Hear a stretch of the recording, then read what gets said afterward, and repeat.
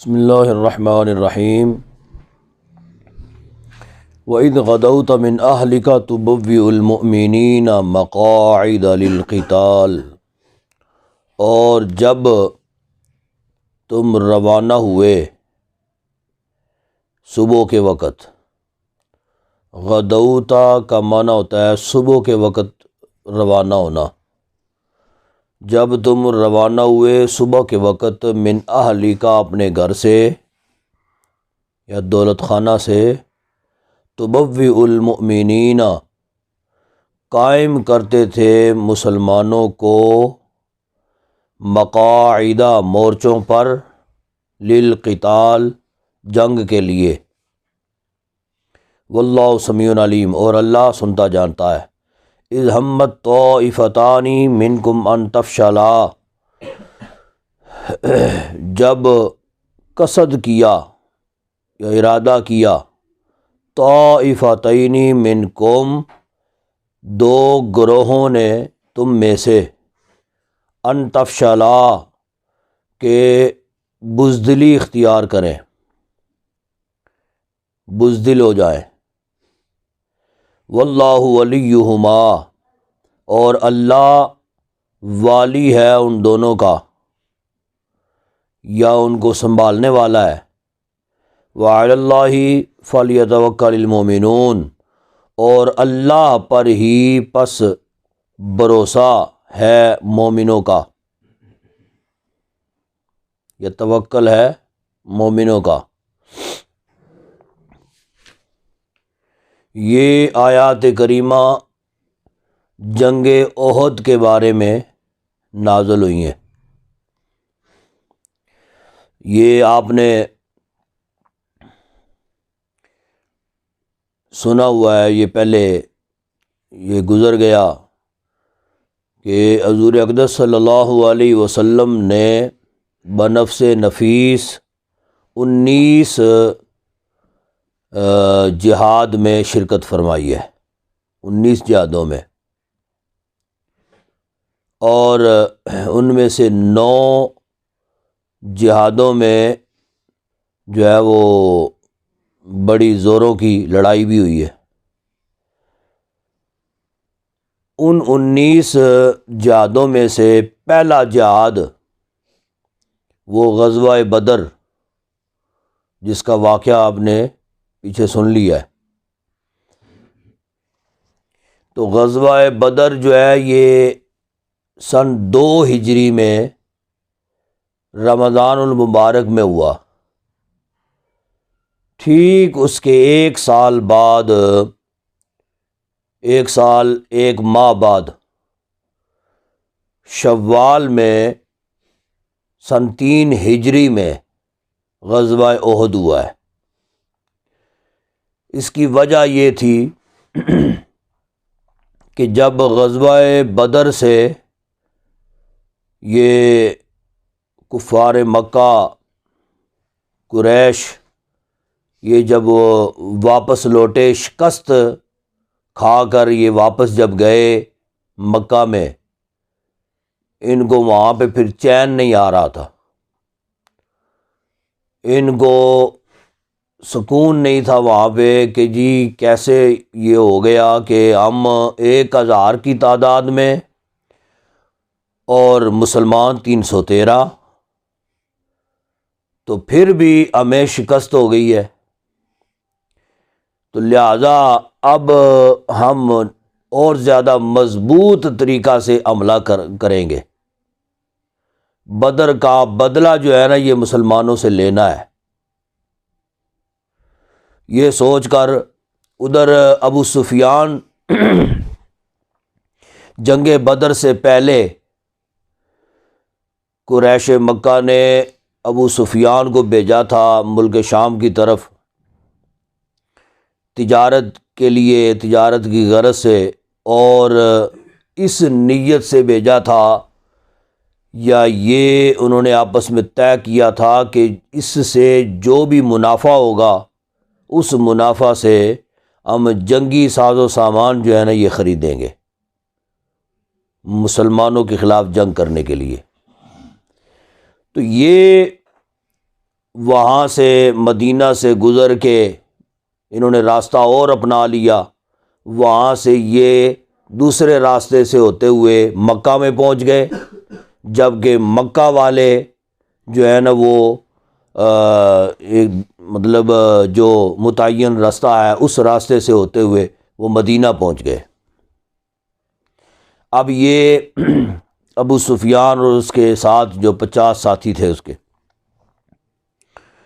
یہ جو وہاں پہ شام میں انہوں نے جو تجارت کی اس سے ان کو بہت فائدہ ہوا، یہاں تک کہ انہوں نے اتنا سامان، جنگی سامان انہوں نے خرید لیا کہ وہ جنگی سامان تقریباً 1000 اونٹ کے برابر وہ جنگی سامان تھا۔ وہ سارا انہوں نے وہاں پہ دار الندوہ میں رکھا، تو یہ خود اپنے وہ ساتھی لے کر وہاں چلے گئے مکہ میں نہ مدینہ میں، یعنی بدر کے مقام پر۔ اب یہ جنگی سامان یہاں پہ پڑا ہوا تھا، جب یہ شکست کھا کے واپس لوٹے تو انہوں نے پھر ابو سفیان سے درخواست کی کہ اب ہم نے مسلمانوں سے بدلہ لینا ہے، لہٰذا یہ جنگی سامان جو ہے نا اس کی ضرورت ہوگی۔ انہوں نے کہا ٹھیک ہے۔ اب انہوں نے کیا کیا کہ ایک بہترین بولنے والا جو خطیب تھا نا اس کو انہوں نے روانہ کیا مکہ کی گلی کوچوں میں اعلان کرنے کے لیے۔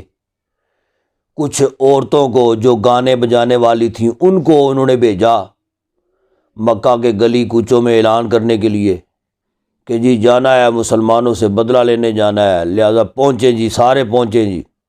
کرتے کرتے 3000 کا یہ لشکر تیار ہو گیا۔ 3000 کی تعداد میں یہ وہاں سے پھر مدینہ المنورہ کے لیے یہ روانہ ہو گئے۔ جب یہ وہاں سے چلے تو اس وقت ان کے ساتھ انہوں نے عورتیں بھی ساتھ لے لیں، 500 عورتیں بھی ساتھ تھیں۔ یہ وہ عورتیں تھیں جو گانے بجانے والی تھیں، ناچنے والی تھیں، یعنی ان کا مقصود یہ تھا کہ گانے والی جو ہیں یہ جنگ کے دوران جو ہے وہ نوجوانوں کو اکسائیں گی۔ قصیدے کچھ انہوں نے لکھے، وہ قصیدے انہوں نے ان کو دے دیے عورتوں کو پڑھنے کے لیے۔ وہ قصیدے وہ تھے جس میں انہوں نے وہ جنگ بدر کے واقعات جو ہے نا وہ اس میں انہوں نے مینشن کیے ہوئے تھے، یعنی مقصود ان کا یہ تھا کہ وہ جنگ بدر کے واقعات سنا کے ان کو اکسایا جائے لڑنے پر، نوجوانوں کو۔ ناچنے والی انہوں نے اس لیے لے لیں کہ جب فتح ہوگی تو پھر یہ بدر کے لیے بھی جب گئے تھے تو ناچنے والی لے کے گئے تھے، فتح ہوگی تو بعد میں ہم وہاں پہ جشن منائیں گے۔ تو ان کے پاس 3000 جنگجو انہوں نے اکٹھے کیے، جن میں 700 زرہ پوش تھے اور 3000 ہی اونٹ جو ساتھ لے کے گئے، 200 گھوڑے، برق رفتار گھوڑے، یہ وہاں سے یہ لشکر لے کے روانہ ہو گئے۔ وہاں پہ مکہ المکرمہ میں حضرت عباس بن عبد المطلب رسول اللہ صلی اللہ علیہ وسلم کے چچا، وہ بھی وہیں پہ تھے مکہ میں۔ ان کو ساری خبر تھی کہ یہ قریش مکہ جو ہے نا یہ کیا کر رہے ہیں۔ انہوں نے کسی طریقہ سے رسول اللہ صلی اللہ علیہ وسلم کو خبر پہنچا دی کہ جی مشرکین مکہ جو ہے یہ اس طرح کا ارادہ رکھتے ہیں، انہوں نے وہاں پہ آنا ہے اور مسلمانوں سے انہوں نے جنگ کرنی ہے۔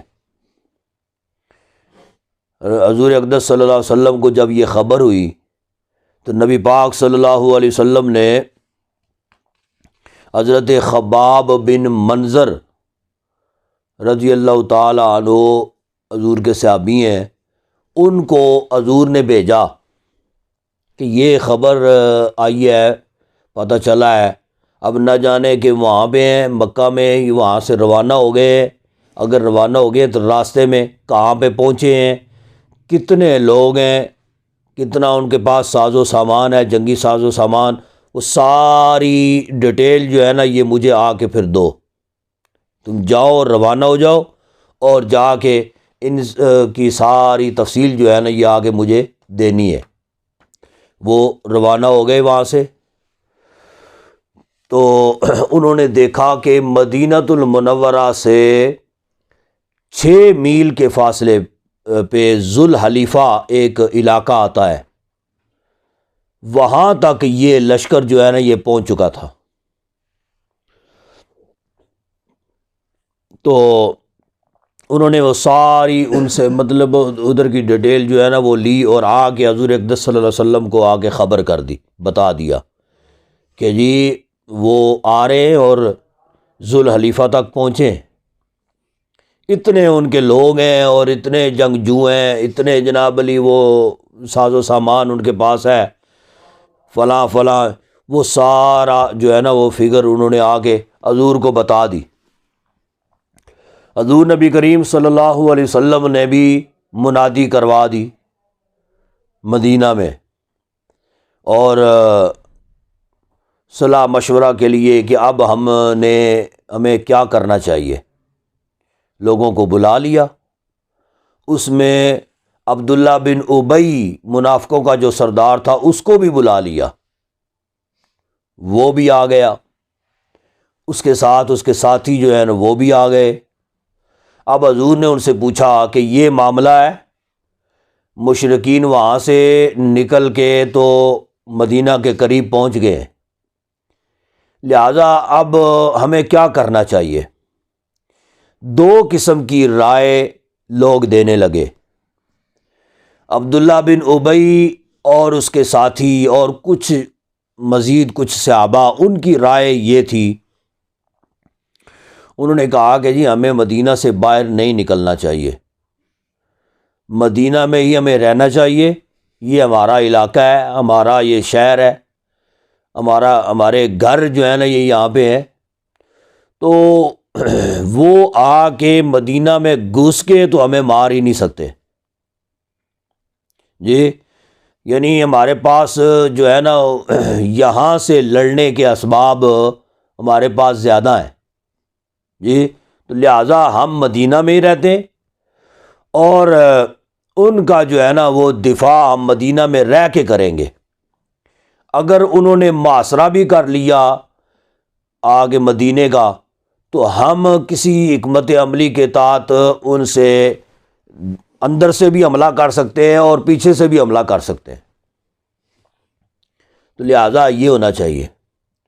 بعض صحابہ کہتے تھے کہ نہیں جی مدینہ میں قتل و غارت گری جو ہے نا یہ یہاں پہ مناسب نہیں ہے، جی یہاں پہ ہماری بیٹیاں، ہماری بیگمات، عورتیں بھی یہاں پہ موجود ہیں، اور جناب علی یہ سارے معاملات، یہاں پہ جنگ و جدل شروع ہو گیا مدینہ کے اندر، مسجد نبوی شریف کی بھی بے حرمتی جی مناسب نہیں ہے، لہذا ہمیں نکل کر آگے جا کے ان کا راستہ وہیں پہ روک کر تو ان سے مقابلہ کرنا چاہیے۔ اتفاق سے حضور نبی کریم صلی اللہ علیہ وسلم کا ارادہ اور آپ کی منشا بھی یہی تھی جو عبداللہ بن ابی کی تھی، جی یعنی مدینہ میں رہ کر ہم مقابلہ کریں۔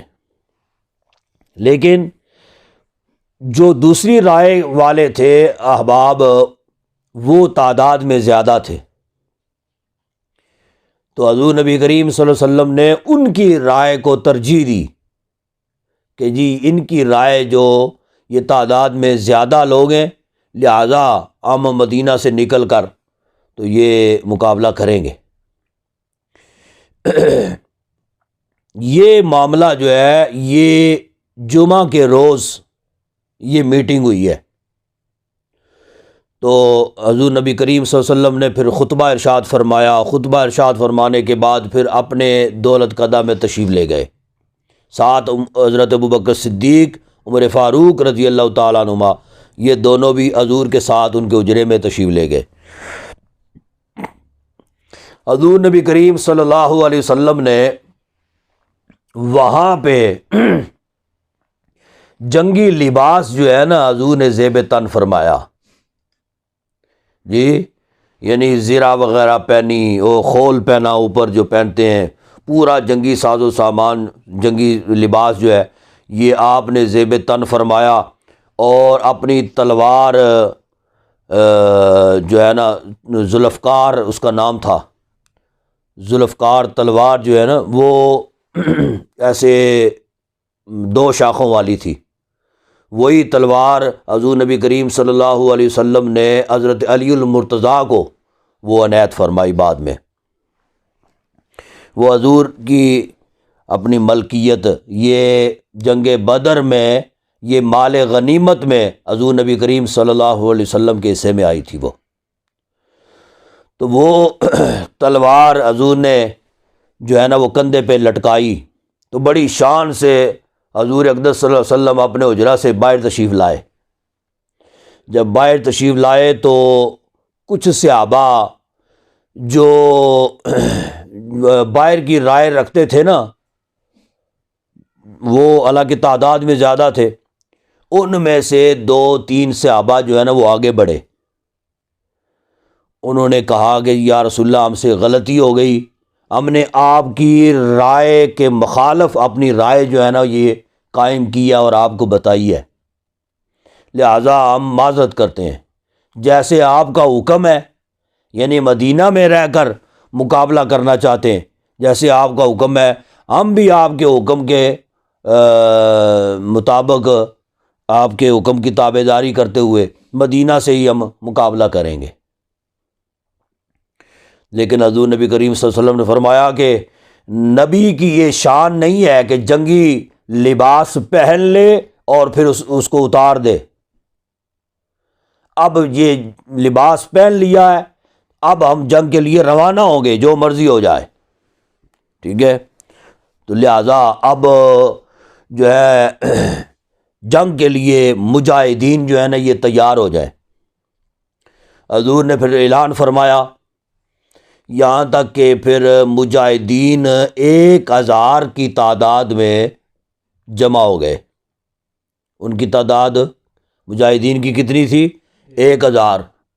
مشرکین جو جنگ کرنے کے لیے آئے ان کی تعداد کتنی تھی؟ 3000۔ یہاں پہ 1000 کی تعداد تھی، ان میں جو ہے نا وہ نوجوان بھی تھے، بچے بھی تھے، ٹھیک ہے، بچے بھی جنگ کرنے کے لیے بڑا عزم رکھتے تھے اور بڑا جو ہے نا وہ جذبہ تھا ان کے اندر،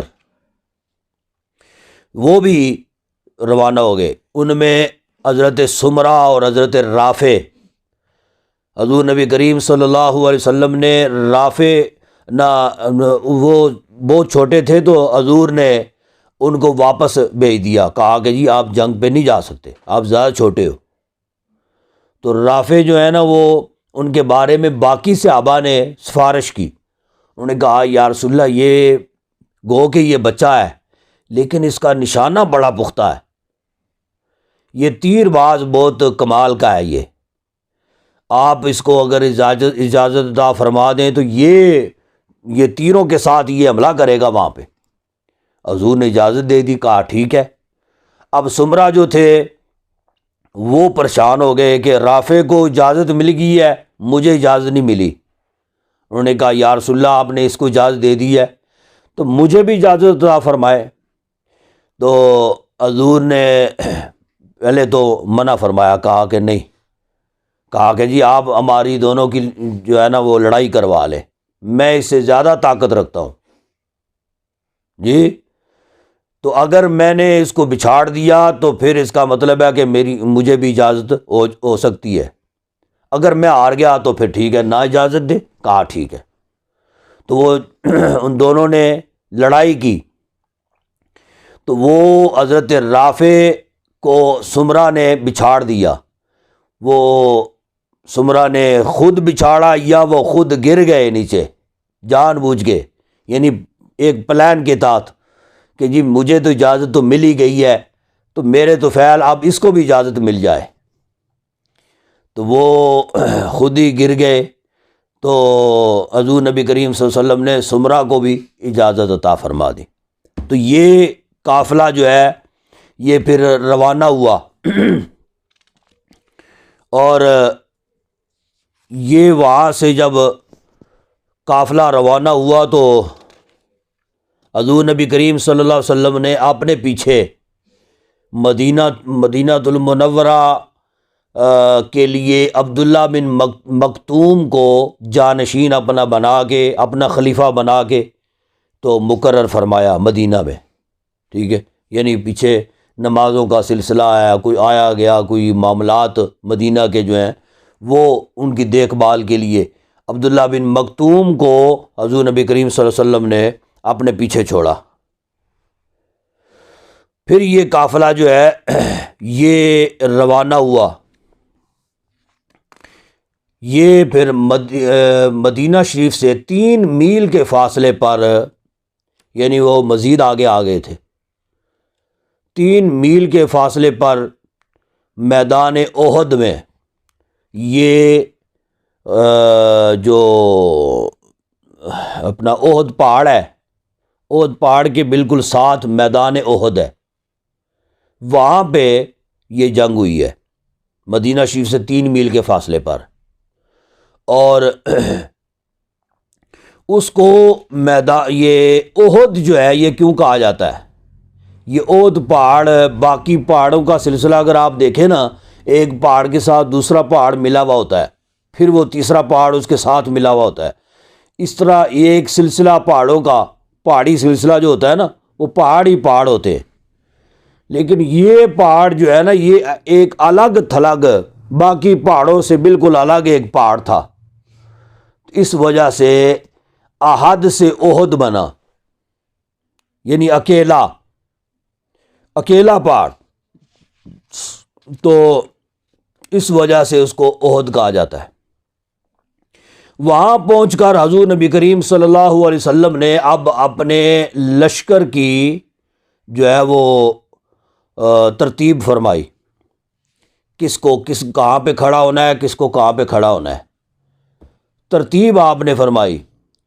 حضور نبی کریم صلی اللہ علیہ وسلم نے پھر جو ہے عبداللہ بن جبیر رضی اللہ تعالیٰ عنہ، ان کو 50 اور صحابہ کے ساتھ یہ احد پہاڑ کے پیچھے نا، یہ پیچھے پہاڑ تھا، آگے ایسے میدان تھا، تو مسلمانوں کا جو ہے نا یہ مسلمانوں کی پیٹھ احد پہاڑ کی طرف تھی، آگے وہ لشکر تھا یعنی کفار کا، ان سے یہ جنگ ہونی تھی۔ حضور کو اس بات کا خطرہ تھا کہ کہیں ایسا نہ ہو ان میں سے جو ہے نا وہ ایسے گھوم کے پہاڑ کے پیچھے سے، یہ ایک پہاڑ کے درمیان ایک شگاف تھا کہ وہاں سے جو ہے نا وہ کہیں آ کے تو پیچھے سے حملہ نہ کر دے مسلمانوں کے اوپر۔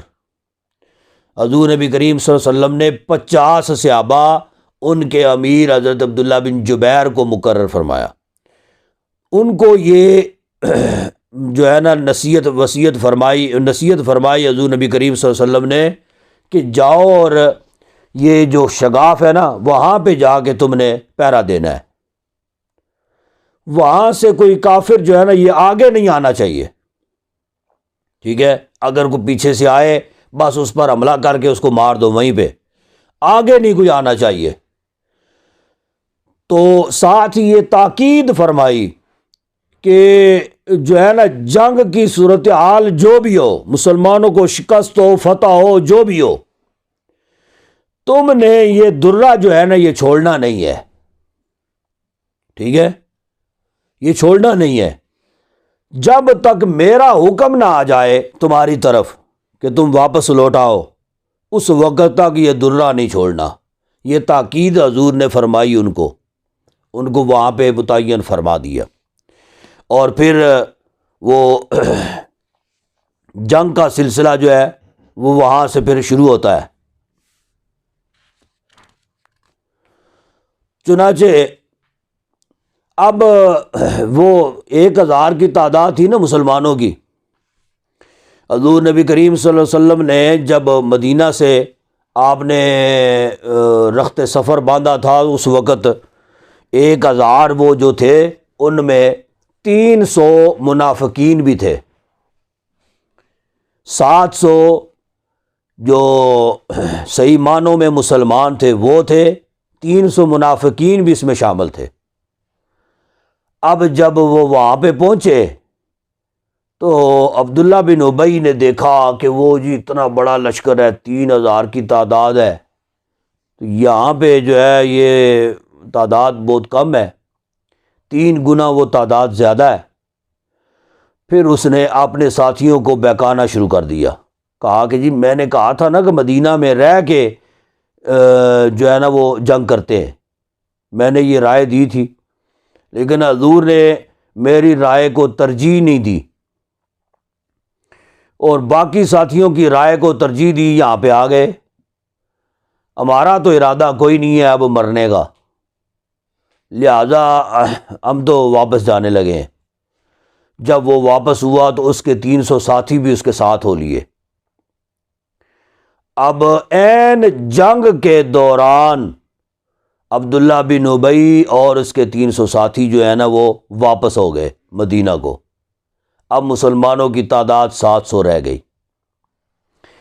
ان 700 نے پھر یہ جنگ کی ہے، اور ان میں حضور نبی کریم صلی اللہ علیہ وسلم نے پھر آپ نے اپنی تلوار جو ذوالفقار تلوار تھی، حضور نبی کریم صلی اللہ علیہ وسلم نے ایسے بلند فرمائی، اور بلند فرما کے حضور نے فرمایا کہ کون ہے جو اس کا حق ادا کرے؟ تو حضور نبی کریم صلی اللہ علیہ وسلم نے فرمایا کون ہے جو اس کا حق ادا کرے؟ تو ایک صحابی آگے بڑھے، انہوں نے کہا کہ جی اس کا حق کیا ہے؟ فرمایا کہ اس کا حق یہ ہے، نبی پاک صلی اللہ علیہ وسلم نے روانگی سے پہلے خواب دیکھا تھا، وہ خواب یہ تھا کہ تلوار جو ہے یہ ٹیڑھی ہو گئی ہے اور اس کے بعد یہ پہلے سے بھی زیادہ مضبوط ہو گئی ہے۔ فرمایا کہ اس کا حق یہ ہے کہ کفار کو قتل کرتے جاؤ یہاں تک کہ یہ ٹیڑھی ہو جائے۔ کہا کہ جی ٹھیک ہے۔ وہ پھر انہوں نے تلوار پکڑی، تلوار پکڑ کے گھس گئے کفار کے اندر، بے شمار کفار کو انہوں نے اس تلوار سے جو ہے نا وہ اپنا کفار کو مارا، قتل کیا، یہاں تک کہ وہ تلوار ٹیڑھی ہو گئی۔ اور پھر یعنی اس قدر جو ہے نا وہ تلوار کا استعمال کیا انہوں نے۔ ان کا نام تھا ابو دجانہ۔ کیا نام تھا؟ ابو دجانہ۔ تو وہ اس قدر انہوں نے تلوار کو استعمال کیا، کرتے کرتے کفار کو جو ہے نا وہ قتل کرتے آگے بڑھتے گئے، یہاں تک کہ عورتیں جو تھیں نا وہ سب سے پیچھے تھیں، پیچھے سے وہ اپنے لشکر کے نوجوانوں کو اکسا رہی تھیں، یہاں تک کہ وہ عورتوں تک پہنچ گئے۔ عورتوں تک پہنچے تو وہاں پہ ہند یہ جو ہے نا حضرت ابو سفیان، جی یہ ابو سفیان کی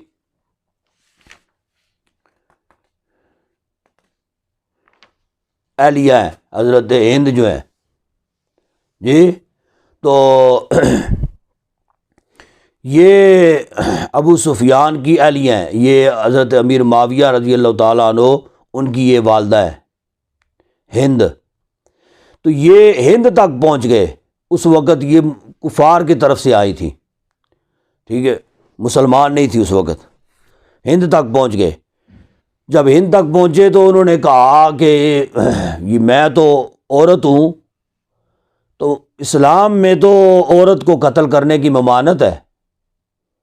انہوں نے وہیں پہ ہاتھ اپنا پیچھے کر لیا، پھر واپس تشریف لے آئے۔ یعنی اس قدر انہوں نے اس تلوار سے وار کیے، وہ تلوار ٹیڑھی ہو گئی، آگے حضور کو آگے انہوں نے پھر پیش کر دی۔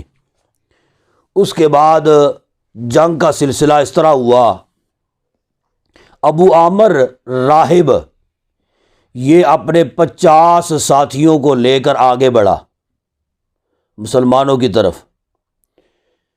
ان تمام نے بڑے بڑے ایسے پتھر اٹھائے ہوئے تھے، آگے قریب آگے تو اس نے حملہ کیا مسلمانوں پر، یعنی پتھروں کا وار کیا، ایسے پھینکے مسلمانوں کے لشکر کی طرف۔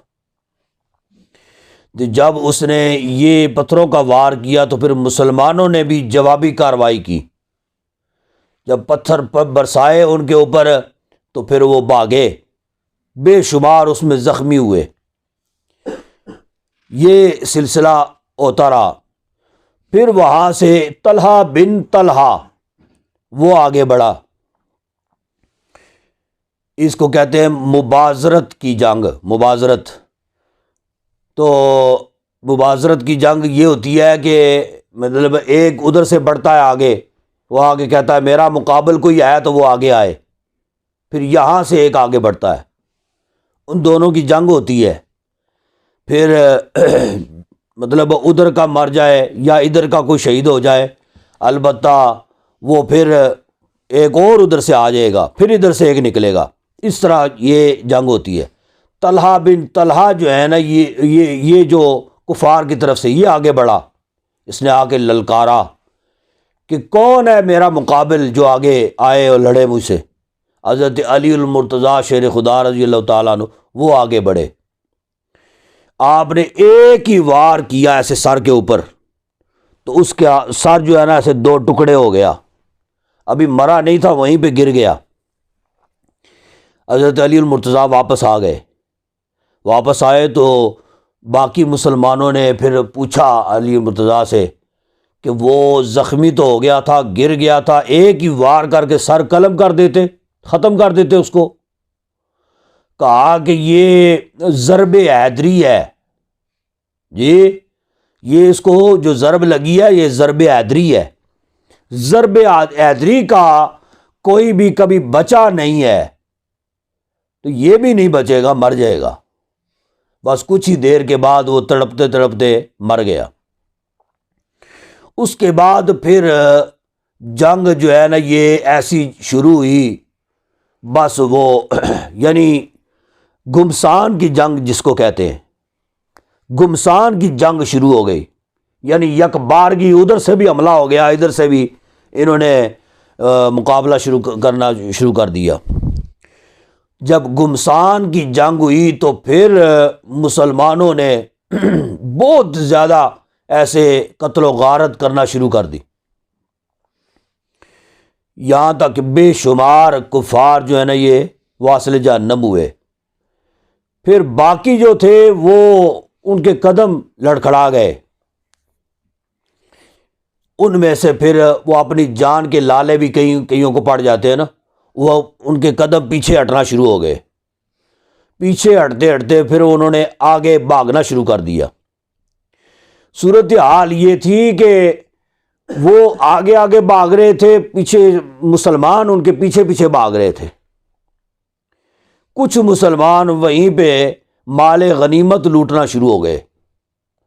جب وہ بھاگے نا تو اپنا کچھ سامان، جنگی سامان، تلواریں وغیرہ جو بھی ہے، جب بندہ بھاگتا ہے تو اس کو اپنی کسی بھی چیز کی فکر نہیں ہوتی ہے، اس کو اپنی جان کی پرواہ ہوتی ہے کہ بس میری جان بچ جائے۔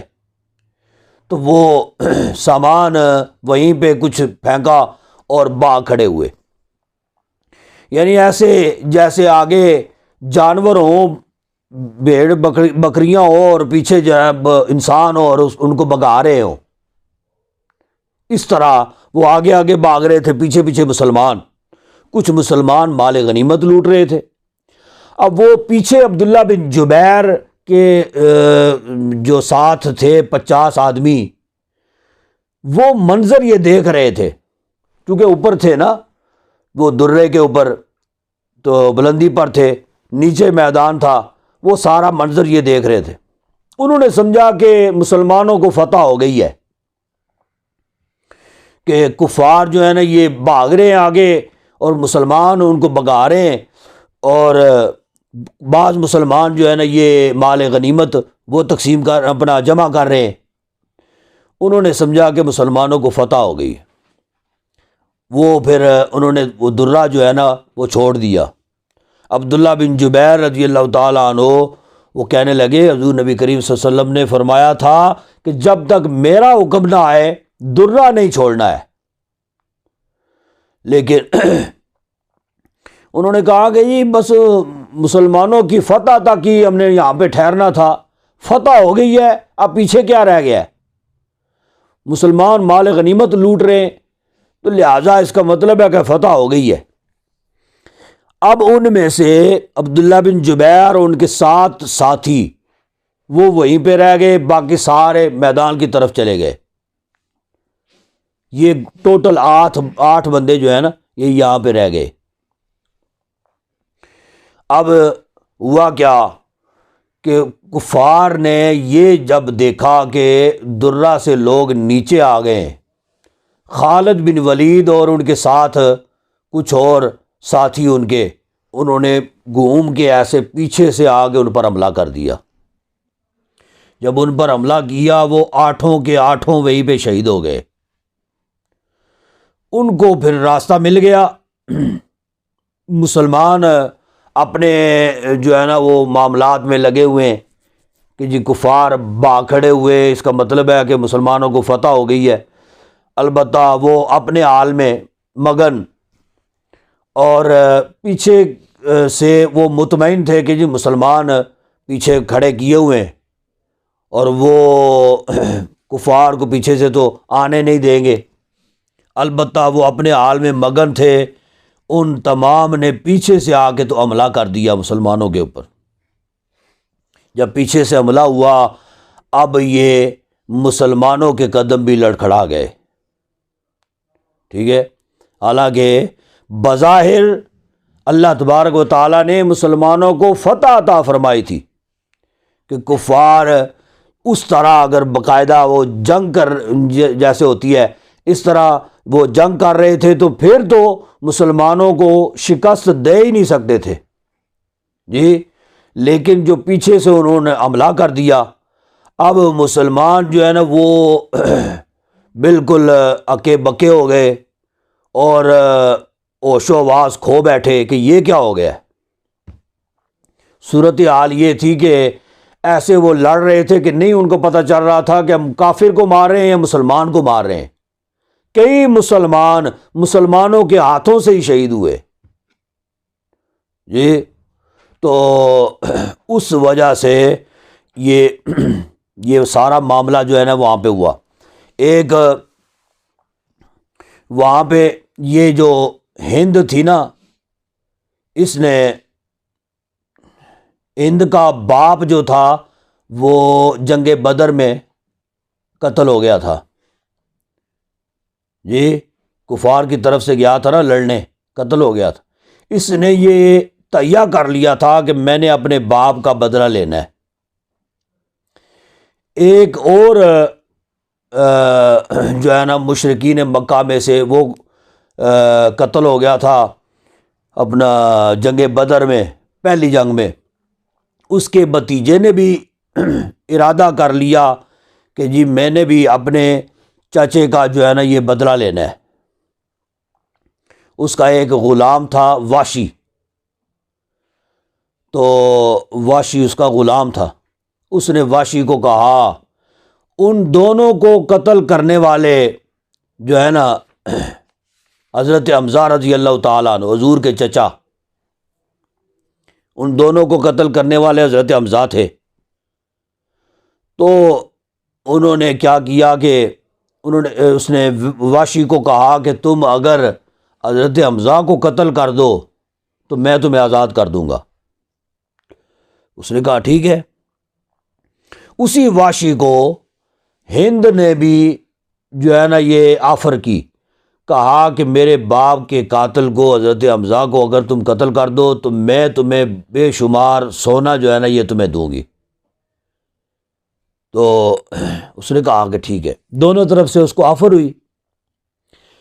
یہ جو تھے نا حضرت حمزہ رضی اللہ تعالیٰ عنہ، اپنے مقابل کے ساتھ لڑتے لڑتے، اس کا نام تھا سبا کے ساتھ لڑتے لڑتے یہ احد پہاڑ کے بہت دور چلے گئے، یعنی وہ آگے تھا نا تو یہ اس کے پیچھے پیچھے، تو یہاں تک کہ بہت دور پہاڑ کے اونٹ میں یہ چلے گئے، اور وہاں پہ جا کے حضرت حمزہ نے اس کو قتل کیا۔ قتل کر کے واپس آ رہے تھے، واشی جو تھا یہ ایک پتھر کے ساتھ ٹیک لگا کے نا تو ایسے وہ انتظار میں تھا، چھپ کے بیٹھا ہوا تھا۔ حضرت حمزہ رضی اللہ تعالیٰ عنہ، یہ پتھر ہے وہ پیچھے وہ کھڑا ہے، حضرت حمزہ رضی اللہ تعالیٰ عنہ ایسے چل کے میدان کی طرف جا رہے، وہ ایسے گھومتے ہوئے اس پتھر کے ساتھ جو ہے نا اس طرف آ گیا، یعنی آپ کو پتہ نہ چلا کہ ادھر جو ہے نا یہ میرا قاتل جو ہے نا یہ بیٹھا ہوا ہے یا دشمن بیٹھا ہوا ہے۔ پیچھے سے اس نے وار کیا حضرت حمزہ رضی اللہ تعالیٰ عنہ کو، یہ ناف سے نیچے جو ہے نا یہ حضرت حمزہ رضی اللہ تعالیٰ عنہ کو وہ تیر جو ہے نا وہ لگا، ایسا پیوست ہوا، ایک طرف سے وہ تیر داخل ہوا، دوسری طرف سے نکل گیا۔ آپ نے دیکھا کہ میرا دشمن ادھر پتھر کے جو ہے نا وہ اونٹ میں بیٹھا ہوا تھا، آپ پھر وہاں سے بھاگے اس کی طرف اس کو پکڑنے کے لیے۔ اب وہ آگے آگے، حضرت حمزہ رضی اللہ تعالیٰ عنہ پیچھے پیچھے، یہاں تک کہ یکدم ایک، اب وہ ظاہر ہے تیر بھی لگا ہوا تھا، تکلیف سے برا حال بھی تھا حضرت حمزہ رضی اللہ تعالیٰ عنہ کا، تو ایک گڑھا آ گیا، یعنی خندق سی بنی ہوئی تھی، تو اس خندق میں حضرت حمزہ رضی اللہ تعالیٰ عنہ گر گئے۔ جب گرے تو وہیں پہ روح پرواز کر گئی۔ جب روح پرواز کی تو وہ ڈرتے ہوئے آہستہ آہستہ آگے آنے لگا کہ یکدم وہ نکل نہ آئے کہیں۔ جب قریب آیا تو دیکھا کہ بے سدھ پڑے ہوئے، لیکن پھر بھی اس کو یقین نہیں ہو رہا تھا۔ اس نے پتھر اٹھا کے تو مارا لاش مبارک کو، تو کہ اگر یہ زندہ ہوئے تو حرکت کریں گے، لیکن کوئی حرکت نہ ہوئی۔ اسے یقین ہو گیا کہ جو ہے نا ان کی روح پرواز کر گئی۔ اس نے جا کے پھر نیچے گیا اور جا کے تو سینہ چاک کیا، چاک کر کے کلیجہ نکالا۔ ہند نے کہا تھا کہ مجھے یقین تب ہوگا کہ حمزہ کا جو ہے نا یہ تم کلیجہ نکال کے لاؤ گے، تو وہ کلیجہ نکال کے ہند کو دیا اس نے، ہندا بھی اس کو کہا جاتا ہے۔ البتہ جب وہ دیا تو ہند نے وہ کلیجہ، کچا کلیجہ جو ہے نا چبایا غصے کی وجہ سے، ٹھیک ہے۔ تو پھر اس کے آقا جو اس کا تھا، اس نے بھی اس کو آزاد کر دیا۔ ہند نے وہ ہار پہنا ہوا تھا سونے کا بڑا قیمتی، وہ ہار اتار کے تو اس کو انعام کے طور پر دے دیا، کہا مکہ میں جا کے تمہیں اور زیادہ مال و اسباب، سونا چاندی جو ہے نا یہ تمہیں دوں گی۔ اللہ کی شان کہ یہی واشی بھی مسلمان ہو گئے بعد میں، اور ہند جو تھی یہ بھی مسلمان ہو گئی بعد میں، اور حضور نبی کریم صلی اللہ علیہ وسلم نے پھر ان کو معاف کر دیا۔ حالانکہ حضور کے چچا تھے حضرت حمزہ رضی اللہ تعالیٰ عنہ، اور بعد میں ہند جو ہے نا وہ حضرت حمزہ رضی اللہ تعالیٰ عنہ کی لاش مبارک پہ گئی اور اس نے بہت زیادہ بے حرمتی کی لاش کی، صرف وہ کلیجہ نہیں چبایا، اور زیادہ لاش کی بے حرمتی بھی کی۔ لیکن یہ جو واشی تھے یہ بھی بعد میں یعنی مسلمان ہو گئے، اور یہ واشی نے عہد صدیقی میں ابو بکر صدیق رضی اللہ تعالیٰ عنہ کے دور مبارک میں مسیلمہ کذاب کے ساتھ جب جنگ ہوئی ہے، مسیلمہ کو واشی نے قتل کیا ہے، ٹھیک ہے، یعنی وہی واشی جو حضرت حمزہ رضی اللہ تعالیٰ عنہ کا قاتل ہے۔ تو اب اسی مسیلمہ کذاب جس نے نبوت کا دعویٰ کیا تھا اس کو بھی واشی نے ہی قتل کیا ہے، اور جب اس کو قتل کیا تو پھر اس وقت اس نے کہا تھا کہ حمزہ رضی اللہ تعالیٰ عنہ کے قتل کا کفارہ جو ہے نا یہ میں نے آج ادا کر دیا ہے۔ ایسے ہی ہندہ جو تھی یہ بھی مسلمان ہو گئی۔ عہد فاروقی میں بہت زیادہ جنگیں ہوئی ہیں، ان جنگوں میں یہ باقاعدہ پیش رہی ہیں حضرت ہندہ، اور بہت زیادہ انہوں نے جنگوں میں ان کا کردار جو ہے نا یہ تاریخ کا حصہ ہے۔ اللہ اکبر۔ اس جنگ میں 70 مسلمان شہید ہوئے،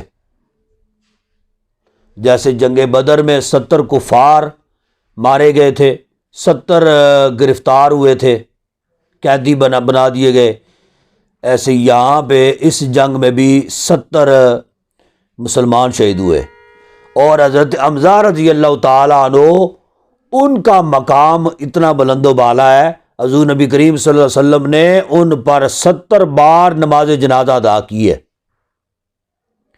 یعنی وہ 70 بار کیسے؟ یعنی ایک صحابی شہید ہو جاتے تو ان کا جنازہ لایا جاتا، حضور جنازہ یہ ادا کرتے نماز جنازہ، ساتھ حضرت حمزہ کی لاش مبارک بھی رکھ کے جنازہ ادا کیا جاتا۔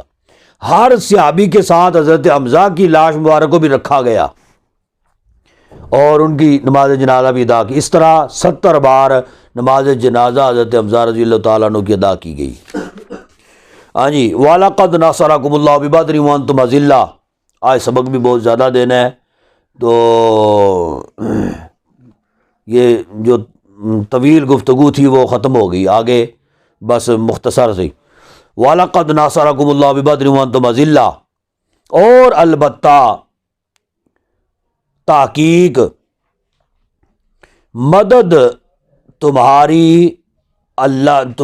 کی تمہاری اللہ نے بدر میں، وَأَنْتُمْ أَذِلَّةٌ، اور تم بہت تھوڑے تھے یا بے سر و سامان تھے، فَاتَّقُوا اللَّهَ لَعَلَّكُمْ تَشْكُرُونَ، پس ڈرو اللہ سے تاکہ تم شکر کرو۔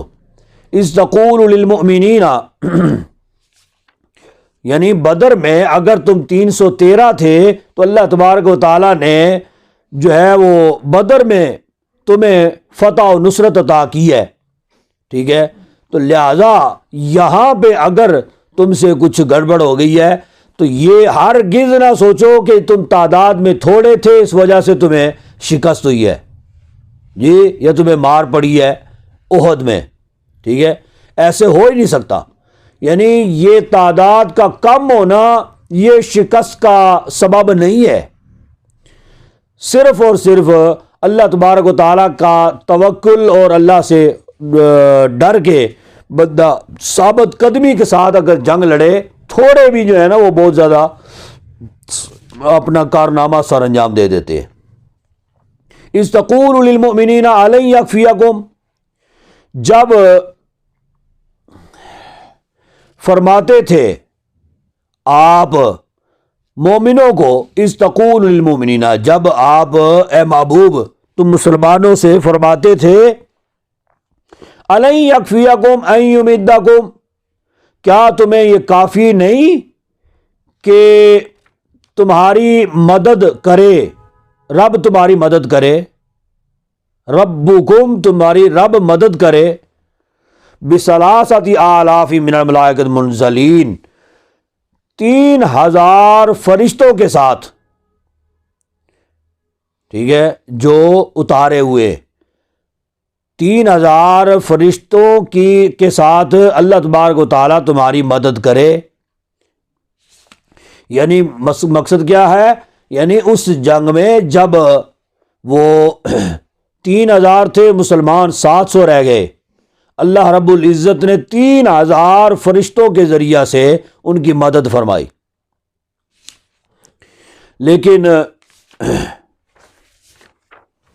بلا ان تصبروا وتتقوا، ہاں اگر تم صبر کرو اور پرہیزگاری اختیار کرو، وَيَأْتُوكُم مِّن فَوْرِهِمْ، اور آ جائیں تم پر من فورہم کفار جوش کے ساتھ تمہارے پاس آ جائیں، ہَذَا يُمْدِدْكُمْ، تو مدد کرے گا،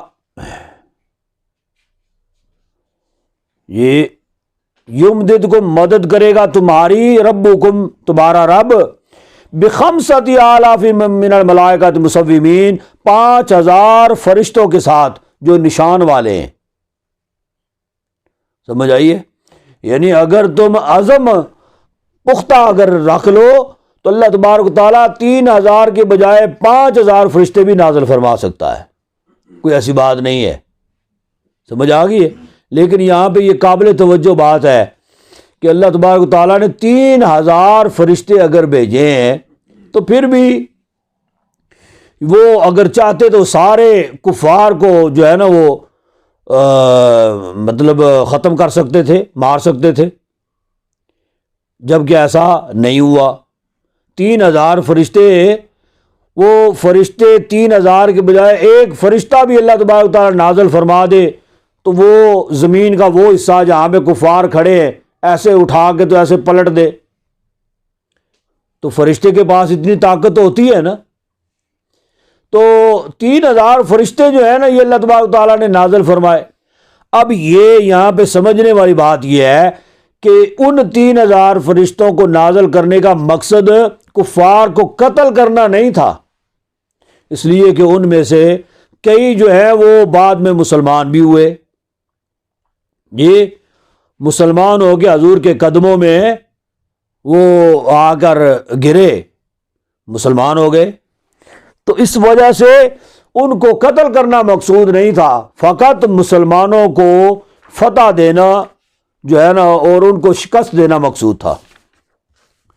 وَمَا جَعَلَهُ اللَّهُ إِلَّا بُشْرَىٰ لَكُمْ وَلِتَطْمَئِنَّ قُلُوبُكُمْ بِهِ، اور نہیں بنایا اللہ نے الا مگر بشرا لکم، خوشخبری یا خوشی تمہارے واسطے، تمہارے لیے اللہ نے یہ فتح جو ہے یہ تمہارے لیے خوشی کا سبب بنایا، وَلِتَطْمَئِنَّ قُلُوبُكُمْ بِهِ، اور اس لیے کہ تمہارے دل مطمئن ہو جائیں۔ سمجھ آئیے؟ یعنی یہ وہی بات جو میں نے ابھی کی ہے نا، یعنی فرشتوں کو نازل کرنے کا مقصد جو ہے نا وہ یہی ہے کہ مسلمان جو ہے نا ان کا حوصلہ بڑھے، ان کو اطمینان قلبی جو ہے نا یہ حاصل ہو جائے، ٹھیک ہے نا۔ اس وجہ سے اللہ تبارک و تعالیٰ نے فرشتوں کو نازل فرمایا، وگرنہ ان کو مارنے کی غرض سے فرشتے نازل نہیں ہوئے۔ اگر ایسی بات ہوتی تو فرشتے ان کا جو ہے نا وہ ان کفار کا کوئی بھی زندہ سلامت نہ بچتا۔ وَمَن نَّصْرُ إِلَّا مِنْ عِنْدِ اللَّهِ الْعَزِيزِ الْحَكِيمِ، اور نہیں ہے نصرت یعنی مدد مگر اللہ کی طرف سے جو غالب حکمت والا۔ بے شک فرشتے بھی نازل ہو جائیں تو اصل مدد جو ہے یہ اللہ تبارک و تعالیٰ کی ذات کرنے والی ہے، ٹھیک ہے۔ یعنی اگر تمہارے عزائم ہی کمزور ہو جائیں اور تمہارے قدم ہی لڑکھڑانا شروع ہو جائیں تو پھر بات تو نہیں بنتی ہے نا، لہذا یہ اصل مدد یہ اللہ تبارک و تعالیٰ کی طرف سے ہے۔ لِيَقْطَعَ طَرَفًا مِّنَ الَّذِينَ كَفَرُوا، تاکہ قطع کرے یعنی کاٹ دے، طَرَفًا مِّنَ الَّذِينَ كَفَرُوا، ایک کنارے کو کفار کے ایک کنارے کو وہ کاٹ دے، ٹھیک ہے، یعنی ایک حصے کو، او یکبتہم فینقلبوا خائبین، یا یعنی ایک حصے کو وہ کاٹ دے یا انہیں ذلیل کرے، یکبتہم فینقلبوا خاسرین، تاکہ وہ نامراد ہو کر لوٹے۔ ٹھیک ہے، یعنی اللہ تبارک و تعالیٰ کا فرشتے بھیجنے کا بھی مقصود یہی ہے، بس کچھ کفار کو قتل کر دیا جائے تو کچھ کو جو ہے نا وہ ذلیل کر دیا جائے، یعنی وہ گرفتار ہو جائے، قیدی ہو جائیں یا زخمی نڈال ہو جائیں، تو باقی جو ہے نا وہ ذلیل اور رسوا ہو کر واپس لوٹ جائے۔ فرشتوں کو نازل کرنے کا مقصد یہی ہے۔ لیس لک من الامر شیء او یتوب علیہم، نہیں ہے واسطے آپ کے من الامر شیء، یعنی اس کام میں کوئی چیز، ہاں تمہارے واسطے اس بات میں کچھ نہیں ہے، او یتوب علیہم، یا توبہ ڈالے ان پر، اللہ ان پر توبہ ڈالے، ٹھیک ہے، یا توفیق دے اللہ توبہ کی۔ یعنی اس سے مراد کیا ہے، حضور نبی کریم صلی اللہ علیہ وسلم نے جب یہ حضرت حمزہ رضی اللہ تعالیٰ عنہ کی لاش مبارک کو دیکھا تو حضور نبی کریم صلی اللہ علیہ وسلم نے اس وقت بد دعا فرمائی کفار کے بارے میں، جی تو کہ جس نے یہ مطلب میرے چچا کو شہید کیا ہے وہ ہلاک ہو جائے، تباہ ہو جائے، بد دعا فرمائی۔ اللہ تبارک و تعالیٰ نے یہ آیت کریمہ نازل فرمائی، فرمایا کہ آپ کو یہ کام زیب نہیں دیتا کہ آپ بد دعا فرمائیں۔ وجہ کیا ہے کہ وہی بندہ جو ہے، وہی قاتل جو ہے وہ بعد میں مسلمان ہو جائے گا۔ جی مسلمان ہونے کی غرض سے اللہ تبارک و تعالیٰ نے، حالانکہ حضور کوئی بد دعا فرمائے کسی کے بارے میں اور اللہ اس کو پوری نہ کرے، یہ کیسے ہو سکتا ہے؟ تو محض اس وجہ سے کہ وہ بعد میں یہی بندہ جو ہے یہ مسلمان ہو جائے گا اور مسلمانوں کی صفوں میں شامل ہوگا، تو اس لیے فرمایا کہ آپ کو یہ کام جو ہے یا یہ بات درست نہیں ہے، یہ ایسے کہنا درست نہیں ہے۔ او یتوب علیہم، یا اللہ ان پر توفیق دے توبہ کی، او یعذبہم فإنہم ظالمون، یا عذاب دے ان کو فإنہم ظالمون، پس بے شک وہ ظالم ہے۔ یعنی اللہ تبارک و تعالیٰ کے اختیار میں ہے، وہ چاہے تو وہ ان کو توبہ کی توفیق دے دے، چاہے تو وہ ان کو عذاب دے، یہ اللہ کے اختیار میں ہے۔ یعنی آپ جو ہے نا اللہ تبارک و تعالیٰ نے، یعنی اللہ ان سے فرما رہا ہے کہ میں نے تمہیں رحمت للعالمین بنا کے بھیجا ہے، لوگوں کے لیے رحمت بنا کے بھیجا ہے، تو لہذا آپ کو یہ زیب نہیں دیتا کہ آپ کسی کے لیے بد دعا فرمائے۔ وَلِلَّهِ مَا فِي السَّمَاوَاتِ وَمَا فِي الْأَرْضِ، اللہ کے لیے جو کچھ آسمانوں میں ہے اور جو زمین میں ہے، یغفر لمن یشاء، مغفرت فرماتا ہے، بخش دیتا ہے جسے چاہتا ہے، وَيُعَذِّبُ مَن یشاء، اور عذاب دیتا ہے جسے چاہتا ہے، وَاللَّهُ غَفُورٌ رَحِيمٌ، اور اللہ بخشنے والا مہربان ہے۔ یا ایھا الذین آمنوا لا تأکلوا الربا اضعافا مضاعفا، اے ایمان والو نہ کھاؤ سود دگنا دونا دوں،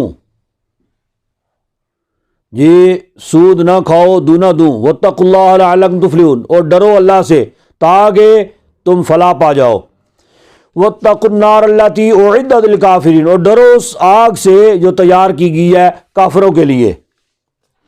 عرب کا، کفار عرب کا یہ دستور تھا، وہ کسی کو ادھار دیتے تھے نا، تو وہ جب مدت میعاد پوری ہو جاتی تو وہ اس سے طلب کرتے، ادھار جو ہے نا وہ واپس مطلب طلب کرتے ان سے، جب طلب کرتے تو وہ کہا کرتے کہ جی میرے پاس ابھی گنجائش نہیں ہے، ابھی میں واپس کرنے کی پوزیشن میں نہیں ہوں، نہیں دے سکتا۔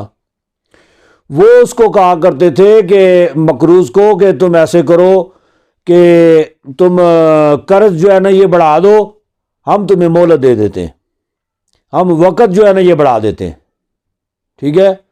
وہ کیا کرتا کہ مثال کے طور پہ 100 روپیہ اگر کسی سے لیا ہے نا تو وہ وقت مقررہ تک وہ واپس نہیں کیا جا سکا، اب وہ کیا کرتا کہ کہتا چلے ٹھیک ہے میں اب 150 روپیہ آپ کو دے دوں گا، ٹھیک ہے۔ وہ کہتے چلو ٹھیک ہے 1 مہینے کا ٹائم تمہیں اور دیا۔ پھر جب ٹائم پورا ہو جاتا پھر وہ آ جاتے لینے کے لیے، وہ کہتا کہ جی ابھی تک نہیں، کوئی گنجائش نہیں بنی۔ اب 100 روپیہ نہیں دے سکا تھا تو 150 روپیہ وہ دینا جو ہے نا اس کے لیے اور زیادہ مشکل ہو گیا، تو وہ اس کو کہتے چلو ٹھیک ہے تم قرض بڑھا دو، ہم تمہیں مہلت اور دے دیتے ہیں۔ وہ 200 روپیہ کر دیتا، کرتے کرتے یعنی مثال کے طور پہ 1 روپیہ اگر لیا ہے نا تو دینے کی باری میں جو ہے نا وہ 200 روپے تک پہنچ جاتا۔ اس قدر وہ ظلم کرتے تھے ان لوگوں پر۔ تو اس وجہ سے یہ آیت کریمہ نازل ہوئی جس میں فرمایا گیا کہ یہ تم قرض دونا دوں یا دگنا جو ہے نا یہ قرض تم نہ لو، ٹھیک ہے، ایسا تمہارے لیے کرنا درست نہیں ہے۔ وَأَطِيعُوا اللَّهَ وَالرَّسُولَ لَعَلَّكُمْ تُرْحَمُونَ، اور اطاعت کرو اللہ کی اور رسول کی، لعلکم ترحمون، تاکہ تم پر رحم کیا جائے یا تم رحم کیے جاؤ۔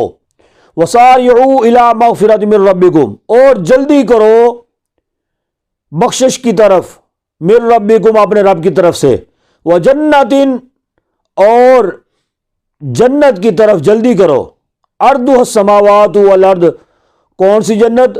جس کی چوڑائی میں آسمان اور زمین ہے، تمام آسمان اور زمین ہے، اتنی بڑی جنت ہے کہ اس کی چوڑائی کا حال یہ ہے کہ اس میں یہ سارے آسمان اور ساری زمینیں اس میں سما جائے، تو اس کی لمبائی کا عالم کیا ہوگا، ٹھیک ہے۔ اس کی چوڑائی میں تمام آسمان اور زمین ہے، اعدت للمتقین، تیار کی گئی ہے متقین کے لیے، پرہیزگاروں کے لیے۔ تو یہ جو ہے نا یعنی بعض صحابہ نے حضور نبی کریم صلی اللہ علیہ وسلم سے یہ سوال کیا کہ یا رسول اللہ یہ بنی اسرائیل جو ہیں نا یہ بڑے ویسے فضیلت والے تھے، بڑی شان والے تھے۔ کہا کیسے؟ کہا کہ وہ جب کوئی ان میں سے کوئی گناہ کر لیتا تھا رات کو تو صبح اس کے دروازے پہ ایسے لکھا ہوا ہوتا تھا کہ یہ گناہ گار ہے، اس نے فلاں گناہ کیا ہے۔ تو وہ جب ایک بار ایسے اس کی رسوائی ہوتی تھی نا، اس کے بعد وہ پھر باز آ جاتا تھا، رک جاتا تھا گناہ سے، کہتا تھا کہ یہ بڑی رسوائی ہے، گناہ کروں گا تو میرے دروازے پہ لکھ دیا جائے گا کہ اس نے فلاں گناہ کیا ہے، فلاں عیب کیا ہے، زنا کیا ہے، چوری کیا ہے، یہ ہے وہ ہے، جو بھی میں نے عیب کیا ہوگا وہ لکھ دیا جائے گا، لوگ مجھے کیا کہیں گے۔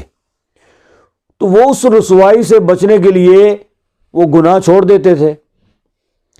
تو ہمارے لیے اللہ تبارک و تعالیٰ نے پردہ پوشی رکھی ہے، ہم گناہ پہ گناہ بھی کریں، گناہ پہ گناہ بھی کریں، ہمارے نہ دروازے پہ لکھا جاتا ہے نہ ہماری پیشانی پہ لکھا جاتا ہے کہ یہ گناہ گار ہے، یہ جس کی وجہ سے بندہ جو ہے وہ اور زیادہ گناہ پر مضبوط ہو جاتا ہے، سمجھ گئے کہ وہ گناہ پر پھر گناہ کرتا ہے، اسے پتہ ہے کہ نہ دروازے پہ لکھا جانا ہے اور نہ میری رسوائی ہونی ہے، نہ کسی کو پتہ چلنا ہے میں نے گناہ کیا ہے نہیں کیا، کون سا کیا ہے، یہ ہے وہ ہے، مجھے پتہ نہیں چلنا جی، یا کسی کو پتہ نہیں چلنا۔ تو لہٰذا اس لحاظ سے اگر دیکھا جائے تو وہ پھر زیادہ شان والے۔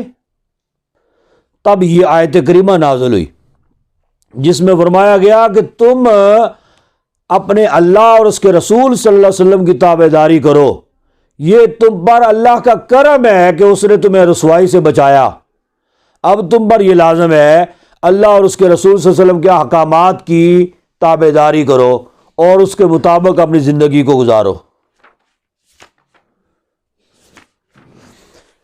الذین ينفقون فی السراء والضراء والکاظمین الغیظ والعافین الناس، وہ لوگ جو خرچ کرتے ہیں خوشی میں اور غمی میں، فی السراء خوشی میں اور غمی میں، والکاظمین الغیظ اور غصے کو پی جانے والے، والعافین عن الناس اور لوگوں سے درگزر کرنے والے، واللہ یحب المحسنین اور اللہ پسند فرماتا ہے نیکوکاروں کو۔ یعنی وہ لوگ جو، بعض لوگ تو جو ہے نا کوئی غم اگر آ جائے تو پھر تو وہ کہتے ہیں کہ جی چلیں، کوئی مصیبت آ گئی، پریشانی آ گئی، جی صدقہ دے دیں جی، یہ بلا جو ہے نا یہ ہم سے ٹل جائے۔ خوشی آ گئی تو پھر یاد ہی کو نہیں رہتا کہ جی اللہ کی راہ میں کچھ دینا بھی ہے۔ یعنی خوشی میں اس قدر وہ محو ہو جاتے ہیں کہ انہیں یاد نہیں رہتا۔ تو فرمایا کہ اس کی راہ میں خوشی ہو تب بھی خرچ کرنا چاہیے، غمی ہو تب بھی خرچ کرنا چاہیے۔ تو جن لوگوں میں یہ صفات ہوتی ہیں وہ خوشی میں بھی، غمی میں بھی، اور غصے کو پی جانے والے ہیں اور لوگوں سے درگزر یعنی معاف کرنے والے ہیں لوگوں کو، فرمایا کہ یہ لوگ نیکوکار ہیں، اللہ ان کو پسند کرتا ہے۔ والذین اذا فعلوا فاحشۃ اور وہ لوگ جو کر لیں برائی، بے حیائی، او ظالموا انفسہم یا ظلم کر لیں اپنی جانوں پر، ذکر اللہ اللہ کو یاد کریں، واستغفروا لذنوبہم اور بخشش طلب کریں اپنے گناہوں کی، ومن یغفر الذنوب الا اللہ اور جو بخشش طلب کرے کون ہے بخشنے والا ذنوب گناہوں کو، الا اللہ سوائے اللہ کے۔ ٹھیک ہے، یعنی وہ لوگ یہ وہی جو پیچھے میں نے آپ کو بتایا نا، بنی اسرائیل نے جو حضور کی بارگاہ میں یہ سوال کیا، اب یہ آیت کریمہ بھی اسی ضمن میں ہے، ٹھیک ہے نا، جس میں بتایا جا رہا ہے مسلمان کی شان یہ ہے، وہ لوگ تو وہ تھے نا کہ ان کی رسوائی کے لیے وہ دروازے پر لکھ دیا جاتا تھا، لیکن مسلمان کی شان یہ ہے اللہ رب العزت نے اس کو رسوائی سے بھی بچایا، اور اس کی شان یہ ہے کہ اگر یہ کوئی برائی کر لے، بے حیائی کر لے، اپنی جان پر ظلم کر لے، تو پھر اللہ کو یاد کرے، گڑ گڑائے، ٹھیک ہے، واستغفر لذنوبہم اور اللہ سے توبہ طائب ہو، ٹھیک ہے، یعنی اپنے گناہوں کی بخشش طلب کرے اللہ رب العزت سے۔ وَمَن يَغْفِرُ الذُّنُوبَ إِلَّا اللَّهُ فرمایا کہ کون ہے اللہ کے سوا بخشنے والا، گناہوں کو معاف فرمانے والا کون ہے۔ وَلَمْ يُصِرُّوا عَلَى مَا فَعَلُوا اور نہ اڑیں جو ہے نا اپنے کام پر جان بوجھ کر، یعنی جو کام گناہ کر لیا ہے تو پھر اللہ رب العزت سے معافی طلب کر لی ہے تو پھر باز بھی آ جائیں نا اس کام سے، برے کاموں سے باز آ جائیں۔ تو اگر یہ تم مصر رہو اس کام میں، برے کاموں میں اگر تم اصرار کرو اور مضبوط ہو جاؤ تو یہ ایمان والے کی شان نہیں ہے۔ فرمایا کہ جو ہے نا یسرو کا معنی یعنی مصر ہونا، جان بوجھ کر وہی کام بار بار کرنا، جی اڑ جانا اس کام میں، یعنی اور نہ اڑے اس پر جو وہ کرتے تھے جان بوجھ کر۔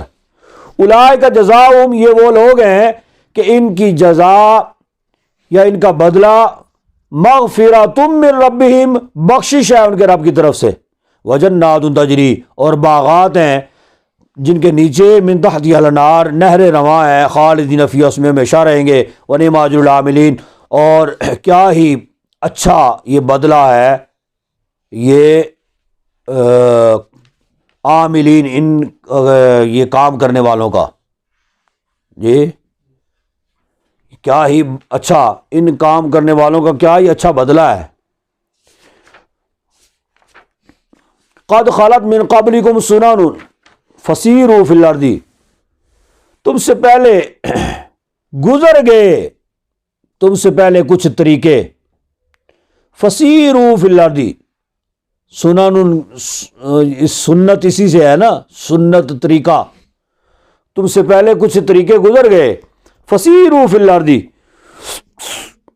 پس سیر کرو زمین میں. فانظروا، پس دیکھو. کیف کان عاقبۃ المکذبین، کیسے انجام ہے جھٹلانے والوں کا. کیسا انجام ہے جھٹلانے والوں کا.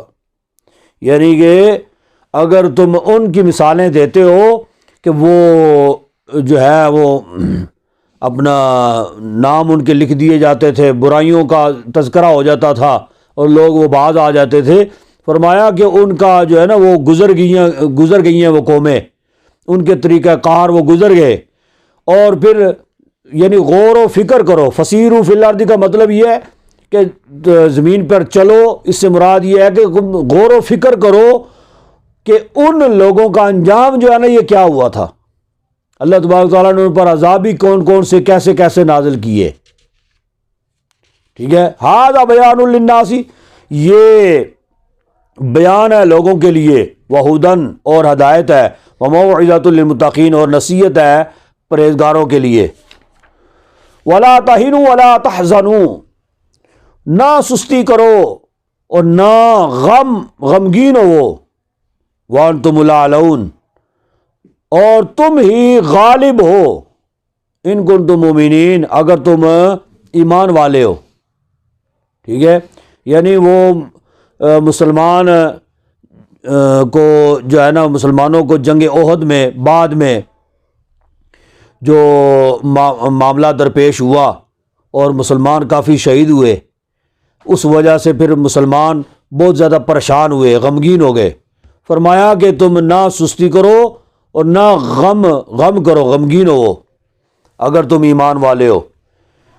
اس کی وجہ کیا ہے؟ ان یمسسکم قرح، اگر پہنچی ہے تم کو تکلیف، قرح، اگر تم کو تکلیف پہنچی ہے، فقد مس القوم قرح مثل، پس تحقیق پہنچ چکی اس قوم کو بھی تکلیف اس کی مثل.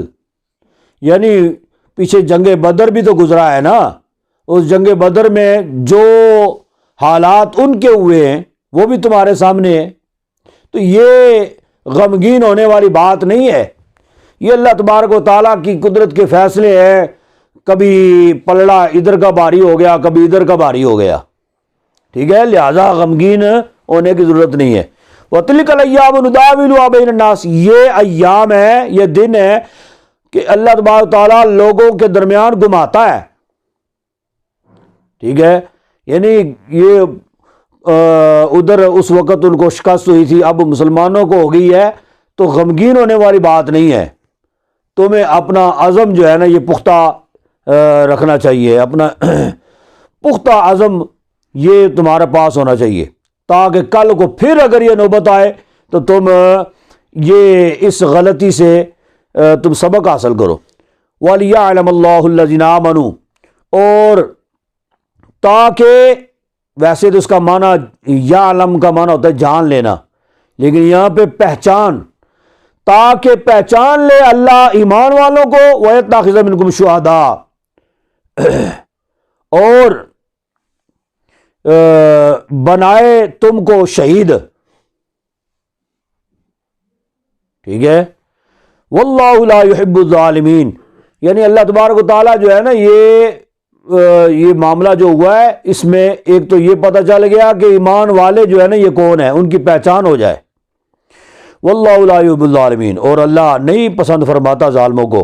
وَلِيُمَحِّصَ اللَّهُ الَّذِينَ آمَنُوا وَيَمْحَقَ الْكَافِرِينَ، اور تاکہ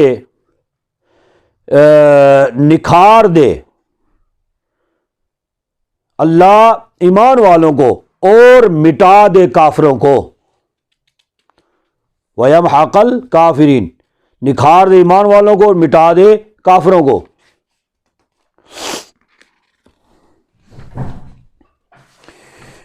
ام حسبتم ان تدخلوا الجنۃ،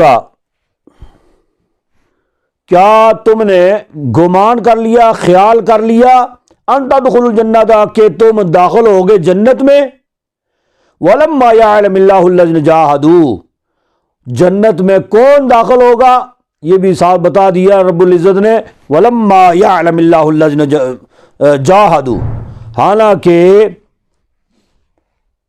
حالانکہ اب تک نہیں، یہ کیا ہے، حالانکہ کیا تم نے خیال کر لیا کہ داخل ہو جاؤ گے جنت میں، وَلَمَّا يَعْلَمِ اللَّهُ الَّذِينَ جَاهَدُوا، اور نہیں آزمائش کی یا نہیں امتحان لیا اللہ نے مجاہدین کا، غازیوں کا، جی تم میں سے اللہ نے ابھی تک مجاہدین کا امتحان نہ لیا، وَيَعْلَمَ الصَّابِرِينَ، اور صبر کرنے والوں کی آزمائش نہ کی، وَلَقَدْ كُنْتُمْ تَمَنَّوْنَ الْمَوْتَ، اور بے شک تم تو تمنا کرتے تھے موت کی، جی یعنی پہلے تم موت کی تمنا کرتے تھے کہ ٹھیک ہے جی ہم شہید ہو جائیں تو کوئی بات نہیں، تو اب تم جو ہے نا وہ فکر کر رہے ہو،